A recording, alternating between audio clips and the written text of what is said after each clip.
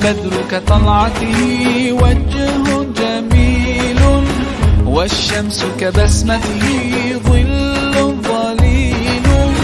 هو عبد الله سيد الخلق ومصطفاه، وحبيب الله خير